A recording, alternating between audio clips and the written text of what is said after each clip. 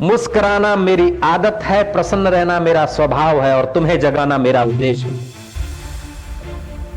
गलत विचारों से जैसी खतरनाक हानि होती है, ऐसी हानि बड़े बड़े बमों से भी नहीं होती। हम जब साधना करते थे, हनुमान जी को उपासना करने को किसी ने बताया, कभी काली की उपासना किया तो काली आ जाती थी, हम डर जाते थे। ये सब करते करते जो निचोड़ मिला वही तुमको बताते, ये सारे बाकी की बात बताते भी नहीं।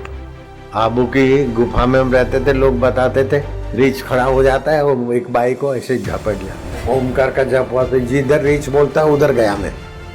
वो कुछ भी नहीं किया मेरे को, सांप भी कुछ नहीं करता। जिस तरीके से हेलीकॉप्टर क्रैश हो रहा है उसके बाद किसी का बच पाना बहुत मुश्किल होता है, लेकिन आसाराम बापू बिल्कुल सुरक्षित है। हेलीकॉप्टर टुकड़े टुकड़ा हो गया और उसमें बैठे हुए आदमी को खरोज नहीं आई और ऐसे जो चमत्कार आपके साथ हुआ है उसको सारे दुनिया ने देख लिया है। चमत्कार है क्योंकि आज तक बचा ही कोई नहीं। इतनी बड़ी दुर्घटना हुई और परम पूज्य आशाराम बापू और उनके सहयोगियों का बाल बांका भी नहीं हो पाया। मैंने ऐसी दुर्घटना कभी अपने जीवन में नहीं देखी थी। मैं जानता हूं इस सच्चाई को, चाहे इस भारत का कोई सीएम क्यों न हो, चाहे भारत का कोई पीएम क्यों न हो, पूरी पार्टी के द्वारा यदि उनकी कोई सार्वजनिक सभा आयोजित करनी हो तब भी इतना बड़ा जनसमूह इकट्ठा नहीं किया जा सकता जितना बड़ा जनसमूह आज परम पूज्य आशाराम बापू के दर्शन के लिए यहाँ पर अपनी आंखों के सामने देख रहा हूँ। जो प्रकट होते ही जमुना जी को चरण स्पर्श करा देता है और जमुना जी शांत अवस्था में आ जाती है। छठे दिन पूतना आती है, उसका जहर पीता है, फिर भी पूतना को भी अपने धाम में भेज देता है। ऐसा भगवान कृष्ण बड़ा कि खीले खाते हुए पोर्टियस पायलट की हाजिरी में बेचारा प्राण छोड़ गया। वो तुम्हारा गॉड बड़ा कि हमारा कृष्ण बड़ा, यू जज। हम किसी को धर्मांतरित करने के लिए नहीं आए, लेकिन जो धर्मांतरित हो गए प्रलोभनों से या इधर उधर किसी षड्यंत्रों के शिकार बन गए और वो घर वापस आते हैं, तो तुम्हें आनंदित होना चाहिए। तभी तुम्हारा भारतवासी कहलाने का अधिकार बनता है। मेरे लिए, विवेकानंद के लिए, रामकृष्ण के लिए, राम तीर्थ के लिए उन्होंने क्या नहीं कुप्रचार किया और अभी भी कर रहे हैं। लेकिन मैं इन बातों को सबको सहता हुआ भी अपनी संस्कृति पर कुर्बान हो जाऊंगा, शूली चढ़ जाऊंगा, लेकिन हिंदू धर्म की सेवा मैं नहीं छोड़ूंगा। हिंदू सहिष्णु है, उदार है, ये बात सब अच्छी है, लेकिन हिंदू मूर्ख नहीं है, कायर नहीं है। और जब जब इस संस्कृति पर आक्रमण हुए हैं तब तब जैसे समुद्र की लहर पीछे लौट जाती और जब आती है तो और वेग से आती है। ये भारत की लहर फिर वेग से आने वाली है। भारतीय संस्कृति की रक्षा करना तुम्हारा हमारा सभी का कर्तव्य है कि नहीं है? पूज्य बापू जी सारे देश में भ्रमण करके जागरण का शंखनाद कर रहे हैं, अच्छे में और बुरे में भेद करना सिखा रहे हैं। हमारी जो प्राचीन धरोहर थी और जिसे हम भूलने का, लगभग भूलने का पाप कर बैठे थे, उस धरोहर को फिर हमारी आंखों के आगे रख रहे हैं। हमारा देश अखंड रहेगा, क्यों नहीं रहेगा? हम लोग मिलकर एक दूसरे को ज्ञान के रास्ते ले जाएंगे, एक दूसरे को मदद करेंगे, एक दूसरे को बचाएंगे, अखंड रखेंगे अपने देश को। क्यों टुकड़ा टुकड़ा होने देंगे हम? किसी से मिलने या बातचीत करने के लिए शंकराचार्य को रोकना और उनको चारों तरफ घेरे में बनाए रखना, मानसिक त्रास देना, ये उनकी पीड़ा उनकी नहीं रही। सारे हृदय पीड़ित हैं। भारत विश्व का गुरु था, अब थोड़ा भूल गए। फिर से भारत को विश्व गुरु बनाने का हमारा स्वप्न आज नहीं तो कल साकार होके रहेगा, उसको कोई रोक नहीं सकता। विश्व मानव की पीड़ा हरने वाला भारत को बनाना है और बनेगा। एक सरकार नहीं बनेगी तो दूसरी तीसरी। संतों का संकल्प है, आज नहीं तो कल होके रहेगा। भारत कोई सदा के लिए शोषित होगा क्या? जिन्होंने भी गीता पढ़ी है और भारतीय संस्कृति का अध्ययन किया है, उन्होंने हृदय पूर्वक इस भारतीय संस्कृति का गुणगान किया है। तुम गर्व करो कि हम भारतवासी हैं। गुलामी की जंजीरों को तोड़ो। अपने देश की भाषा, अपनी संस्कृति की रक्षा आप नहीं करोगे तो क्या आपके दुश्मन करेंगे? अब सभी भारत के हितैषियों को एकजुट होना पड़ेगा। आपसी भले कोई मतभेद हो, लेकिन संस्कृति की रक्षा में हम सब एक हो जाए।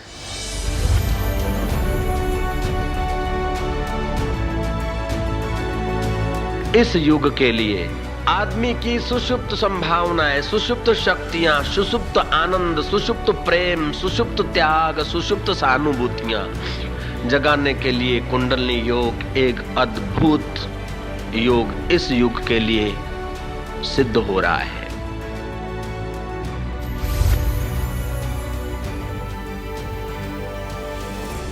ये विचार करो मैं कौन हूँ। और तो करते करते 18-19 साल हो गए। इससे क्या हुआ? जब तक पहुँचो नहीं मैं तब तक करते रहो। अब पहुंचना क्या हो, तो अपना स्वरूप है, पहुंचना क्या तब तो जान ही लिया कि अपना स्वरूप है।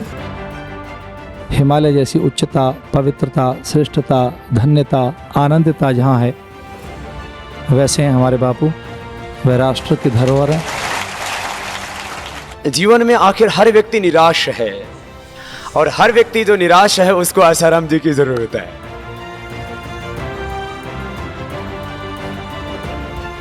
भगवान कृष्ण ने गीता को कहा, लेकिन गीता के संदेश को सच्चे मायने में आसाराम बापू जी ने जन जन तक पहुंचाया। आसाराम बापू जी का प्रवचन सारी देश में सब जगह पर हो रहा है। गाय का घी, दही, गोबर, गाय का जहरण, गौ पालो तो बहुत अच्छा, गाय को खिलाए, गाय खाएगी अपने हाथों से तो प्रसन्न होगी। उस समय गाय के शरीर पर उंगलियां घुमाए और गाय की रोग प्रतिकारक शक्ति से बोले ये ठीक नहीं हो सकता, ऐसे लोग भी ठीक हो जाते। गाय में ऐसी ऊर्जा है। गाय का आदर तो भगवान कृष्ण भी करते हैं, भगवान राम भी करते हैं। अरे रावण भी गाय का आदर करते। रावण ने सख्त आदेश दिया था कि जहाँ गाय का आदर होता है और जहाँ गाय होती है वहाँ उसकी हवा से और उसके दूध से वातावरण शुद्ध और स्वस्थ रहता है। गौ हत्या वाले को बख्शा नहीं जाएगा, उसको दंड दिया जाएगा, सजा दी जाएगी। तो गाय पाल सको तो बहुत अच्छा, समझो गाय नहीं भी पाल सके तो भी गाय के खुर की मिट्टी मिल जाए तो लेके रख दो। कहीं भी काम करने जाते तो गाय के खुर की मिट्टी का तिलक कर दो, आपके काम में मदद मिलेगी। नीलगिरी भी वायु गंदा करती, जीवनी शक्ति हरती। उसके विपरीत पीपल के पेड़ जीवनी शक्ति विपुल प्रमाण में देते। नीम के पेड़ तो रात्रि को भी नीम के पेड़ के नीचे शयन करो तो प्राण शक्ति सत्व देती। नीलगिरी हटाओ, पीपल बढ़ाओ, तुलसी बढ़ाओ, नीम बढ़ाओ, आंवला बढ़ाओ। बच्चों को वीरों की कथाएं, ओमकार का जप और भगवत ध्यान और भगवत नाम की महिमा सुनाओ। भैंस चराने वाले बच्चे गोएर में इंजीनियर बनकर 1,80,000 रुपये पा रहे हैं। ऐसी मंत्र विद्या आपके भारतीय संस्कृति में है। घम गणपतये नमः। बच्चे विद्या पढ़ने जाए, पेपर लिखने जाए तो तिलक करके गम गम गणपतये नमः, गम गणपतये नमः, तब पेपर भी अच्छा आता है। एक गम वर्ड ने मेरे न्यूरॉन्स को इतना एक्टिवेट किया ब्रेन में, और इतना अच्छा मेमोरी बन गया कि 80,000 वर्ड्स, ऑक्सफोर्ड डिक्शनरी का 80,000 वर्ड्स मुझे विद पेज नंबर से याद है। तो ये गुरु कृपा का ही चमत्कार है। आज अच्छे अच्छे घर के बच्चों को स्कूलों में अथवा चलचित्रों में, विदेशी चैनलों में ऐसा गंदा दिखता है कि हमारा भारतीय धन का बहुत ढंग से ह्रास हो रहा है। संयम के बिना सामर्थ्य का संचय नहीं होता। वे लोग और भी भाग्यशाली हैं जिनके जीवन में दिव्य प्रेरणा प्रकाश पुस्तक आ जाता है। इस पुस्तक को कोई बच्चा बच्ची पढ़े, माई भाई पढ़े 5 बार, संयमी होंगे, सदाचारी। यहाँ पर एड्स के उपचार के लिए करोड़ों अरबों रुपए खर्च किए जाते हैं कि एड्स ना हो, लेकिन सदाचार का प्रचार करने के लिए आखिर कौन कितना खर्च करता है? उसके यदि संत महापुरुष उसके लिए प्रयत्न न करते तो न जाने आज देश की कहाँ क्या दुर्गति हो गई होती। वैलेंटाइन डे प्रेम दिवस है। अरे प्रेम दिवस है, एक दूसरे को फूल देते और सेक्सी काम की नजर से देखते, रजवीर्य नाश होता है। शुद्ध गाय का घी चला गया, दूध चला गया उन बच्चों के हाथों से, सात्विक भोजन चला गया, सात्विक संस्कार चले गए। अब कुछ बचा है तो ये वैलेंटाइन डे के निमित्त अथवा फिल्म की गंदी चाल के निमित्त आई लव यू करके इन बच्चों की तबाही मेरे से देखी नहीं जाती। इसलिए मैं ये प्रयत्न करता हूं ताकि हमारे युवा धन की रक्षा हो, हमारे युवक युवती स्वस्थ रहे, सुखी रहे, सम्मानित रहे और दुनिया के लोगों को भी स्वस्थ सुखी और सम्मानित कर सके।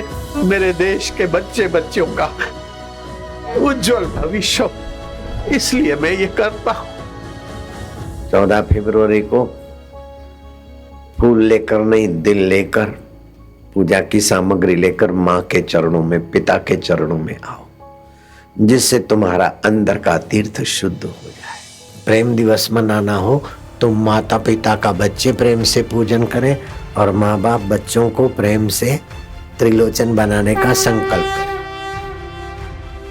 25 दिसंबर को तुलसी पूजन और दूसरे पर्व। उन पवित्र दिनों में लोग मांस, दारू, क्रिमिनल करते, तो इससे थोड़ी प्रवृत्ति समाज की सात्विक हो जाए। साधुओं का नाम लो तो सुखदेव जी का पहला नंबर आता है और सुखदेव जी ने ज्ञान लिया तो राजा जनक से। ऐसा राजा जनक भारत की कन्या सुलभा का अर्घ्यपात से पूजन करता है। कितना सम्मान रहा होगा कन्याओं का, कितना नारी सम्मान रहा होगा। यत्र नारी पूजनते तत्र रमन्ते देवता। जहाँ नारी का सम्मान है वहाँ घर में सुख शांति और बरकत होती। माइयां पायल पहने नहीं तो चांदी का कड़ा पहने और तिलक लगाए, इससे माइयों की विचार शक्ति और स्वास्थ्य के कण बढ़ते हैं। जो भाग्य को संवारने की चीज है वहां मरे हुए पशुओं की हड्डियों के घोल से बनी हुई चीज अपने ललाट पे लगाना कितना माइयों के साथ अन्याय है। अगर घर में प्लास्टिक की बिंदियां हैं तो गटर में डाल दीजिए। तुलसी के जड़ की मिट्टी का तिलक बहुत हितकारी है। चंदन का तिलक, कंकु का तिलक, सिंदूर का तिलक फायदा करता है। अमावस्या, पूर्णिमा, एकादशी, जन्म दिवस, होली, दिवाली, जन्माष्टमी, शिवरात्रि। काम विकार भोगते तो विकलांग संतान पैदा होती, मेंटली विकलांग हो अथवा शारीरिक विकलांग हो। और जो 6 महीने का ब्रह्मचर्य व्रत लेना चाहते हैं वे हाथ ऊपर करें। ओम सूर्याय नमः, ओम शंकराय नमः, गम गणपते नमः, हनुमंते नमः, भीष्माय नमः, अर्यमाय नमः। इन 5 पुण्यात्माओं का स्मरण करने से कैसा भी कामी आदमी हो ब्रह्मचर्य पालने में बड़ा सहयोग मिलता है। मदिरा पीने से आपकी बुद्धि में जो ईश्वर पाने की क्षमताएं वे नाश हो जाती है। मांस खाने से आपकी जो सौम्यता, शीतलता, पवित्र भावना है वो क्रूरता में बदलती। मांस मांस सब एक है, हिरणी बकरी गाय, आंख देख नर खात है, निश्चय नरक में जाए।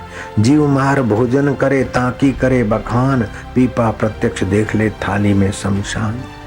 जियो जीने दो सबकी उन्नति, सबकी उन्नति में अपनी उन्नति। जो पान मसाले की गंदगी अपने मुंह में नहीं लाना चाहता और आज से इस गंदगी से बचना चाहता है वो सज्जन हिम्मत करके हाथ ऊपर करे। हाथ ऊपर रखना, मैं शंख बजाता हूं। आपका आज से नया जीवन। पान मसाला गया। अब मुर्गों के पैरों की मिट्टी घर में आवे, बकरों के पैर की मिट्टी घर में आवे, वहां के घर में लक्ष्मी रूठ जावे। गाय के पैर की मिट्टी जिसके घर में आती, संत की चरण रज जिसके घर में आती, वहां लक्ष्मी और नारायण दोनों आते। मैं आपको ऐसे हजारों आदमी बता सकता हूँ, महाराष्ट्र में, गुजरात में, मध्य प्रदेश में, राजस्थान। जो 8 नहीं 12 घंटा काम करते और पहनने को चप्पल नहीं। कितना शोषण, कितनी महंगाई। मेरा दिल पीड़ित होता है, इसलिए मैं घूमता हूँ और आदिवासी इलाकों में भोजन, वस्त्र, कपड़ा टोपी बांटता हूँ। सुंदर समाज तो तब कहेंगे जब सामान्य आदमी का शोषण ना हो। मंदिर तो बनने चाहिए, लेकिन गरीबों के इलाकों में जब झांकते न तो उनके झोंपड़े भी कुछ बनने चाहिए, उनके मकान भी बनने चाहिए, उनका स्वास्थ्य भी बनना चाहिए, आरोग्य केंद्र भी बनने चाहिए। और आप दिवाली को मैं सत्संगों में कहता आया हूँ कि आप अपने घर में दिवाली मनाते हैं, लेकिन पड़ोस के गरीब गुरबों के यहाँ जाकर उन बच्चों को कपड़ा पहनाइए, उन्हें मिठाई दीजिए, पटाखे दीजिए और स्नेह कीजिए।